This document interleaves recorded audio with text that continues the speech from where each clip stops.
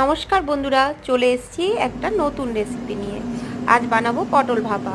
ওই জন্য পটলগুলো গোল গোল করে কেটে নুন হলুদ মাখিয়ে প্রথমে ভেজে নিয়েছি। এরপর এদিকে একটা সর্ষে পোস্ত লবণ আর কাঁচা লঙ্কা দিয়ে এটা বেটে রেখেছি। আর নিয়েছি কিছু নারকেলের গুঁড়ো। আপনারা চাইলে কাঁচা লঙ্কাও নিতে পারেন, কাঁচা নারকেলও নিতে পারেন। সরি, কাঁচা লঙ্কা বলে ফেললাম।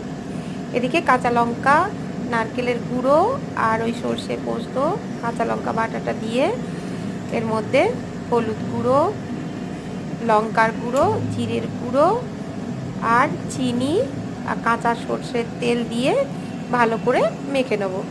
লবণ আমি দুবার দিয়েছি, একবার ভাজার সময় আর একবার সর্ষে বাটার সময়। পরে ভালো করে মেখে নিয়ে ওইদিকে কড়াইতে জল গরম করতে দিয়েছি।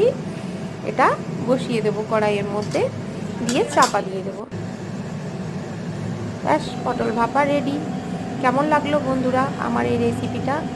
যদি ভালো লাগে তাহলে লাইক কমেন্ট শেয়ার করবেন আর আমার চ্যানেলটা সাবস্ক্রাইব করে দেবেন। আপনারা বাড়িতে রান্না করে আমাকে অবশ্যই জানাবেন কেমন লাগলো।